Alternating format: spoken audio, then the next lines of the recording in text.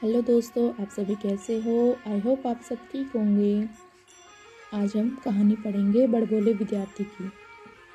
एक बार की बात है, एक गुरु का एक शिष्य बहुत अधिक बोलने की आदत से परेशान रहता था। जब भी वह किसी से मिलने के बाद अपने दोस्तों के सामने उस व्यक्ति के बारे में अपने विचार देना शुरू कर देता, चाहे कोई उससे पूछे या नहीं। वह अपने आसपास की लगभग हर चीज़ के बारे में, आश्रम में रहने वाले लगभग हर छात्र और शिक्षक के बारे में अपनी राय बताता। उसकी अपनी सकारात्मक और नकारात्मक राय थी, जिसे वह बिना सोचे समझे लोगों के सामने रख देता।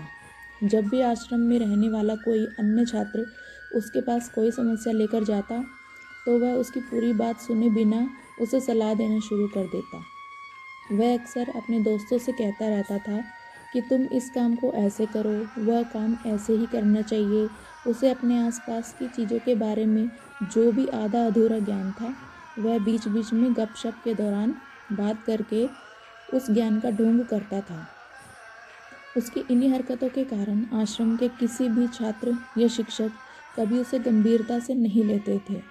अक्सर उसके साथ पढ़ने वाले छात्र उससे दूर रहने की कोशिश करते थे, क्योंकि वह उन्हें हर बात पर सलाह देता था। कोई नहीं चाहता था कि वह उनका दोस्त बने।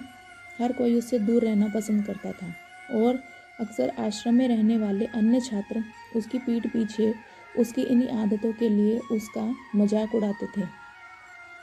वह लड़का खुद भी जानता था कि उसके बहुत बोलने की आदत के कारण उसे कोई पसंद नहीं करता। वह भी इस आदत को बदलना चाहता था, लेकिन चाहकर भी हर बात पर अपनी राय देने की आदत नहीं छोड़ पाता था। एक दिन वह अपने गुरु के पास गया और अपनी सारी समस्या गुरु को बताई। गुरु ने कहा, बेटा, वही व्यक्ति ज़रूरत से अधिक बोलता है जो सोचता है कि वह सब कुछ जानता है। ऐसा व्यक्ति जो मानता है कि वह बहुत कम जानता है और अभी भी बहुत कुछ सीखना है, वह कभी भी अधिक नहीं बोलता है और न ही अपनी राय देता है। तो पहले अपने अंदर से यह अभिमान दूर करो कि तुम सब कुछ जानते हो। शिष्य ने गुरु के सामने सिर झुकाया। गुरु ने कहा, बेटा, मैं एक दिन में आपकी बहुत ज़्यादा बात करने की आदत एकदम से ख़त्म नहीं होगी। आपको धीरे धीरे अपने अंदर से ये आदत ख़त्म करनी होगी। लेकिन मैं तुमको ये ज़रूर बता सकता हूँ कि तुम्हें किन मौक़ों पर चुप रहना चाहिए, ताकि तुम खुद को दुखी होने और किसी बड़ी परेशानी में पड़ने से बच सको। शिष्य ने गुरु की बात से सहमत होते हुए कहा, हाँ। मैं सिर हिलाया। गुरु ने कहा, बेटा, इन 5 अवसरों पर प्रत्येक व्यक्ति को अपना मुंह बंद रखना चाहिए। सबसे पहले, जब आपको लगे कि आपकी बातों से कोई आपकी भावनाओं को नहीं समझ सकता, तो उस समय आपको चुप रहना चाहिए। अक्सर हम अपने दुख दर्द लोगों को बताना शुरू कर देते हैं, जबकि हमारे आसपास रहने वाले ज़्यादातर लोगों को इस बात से कोई फ़र्क नहीं पड़ता कि हमारे जीवन में क्या चल रहा है। हर व्यक्ति को केवल अपनी परवाह है। वह केवल अपने बारे में बात करना चाहता है। वह केवल अपने बारे में सुनना चाहता है। उसे हमारे जीवन की परेशानियों की परवाह नहीं होती और वह हमारे बारे में सुनना नहीं चाहता है। वह आपकी दुखद कहानी 1 या 2 बार सुन सकता है, लेकिन उसके बाद वह आपसे दूर भागना शुरू कर देगा, क्योंकि कोई भी दुखी होना पसंद नहीं करता है। किसी को भी एक उदास और असहाय व्यक्ति के साथ नहीं चाहिए होता है। इसलिए अपने कुछ करीबी दोस्तों और परिवार के अलावा किसी को भी अपनी परेशानी कभी ना बताएं, क्योंकि अक्सर वे आपकी बातों को समझने के बजाय उनका मजाक उड़ाते हैं। दूसरा, जब आपको नहीं पता कि किसी विशेष अवसर पर क्या कहना है या आपको किसी विशेष घटना के बारे में केवल आधा अधूरा ज्ञान है, तो ऐसे अवसर पर भी आपको चुप रहना चाहिए। ऐसा व्यक्ति जो आधा अधूरा ज्ञान होने के बाद भी उस विषय पर बात करता है, वह अक्सर उपहास का पात्र बन जाता है। ऐसे व्यक्ति को कोई भी गंभीरता से नहीं लेता है। केवल वही व्यक्ति अपनी बात प्रभावी ढंग से रख पाता है जिसे उस विशेष घटना या विषय का गहरा ज्ञान हो। इसलिए यहाँ वहाँ से प्राप्त आधी अधूरी और अनपरखी जानकारी के आधार पर कभी भी लोगों को समझाने की कोशिश नहीं करनी चाहिए। तीसरा, गुरु ने कहा, जब कोई व्यक्ति आपके सामने किसी तीसरे व्यक्ति की बुराई कर रहा हो, तो ऐसी स्थिति में आपको चुप रहना चाहिए।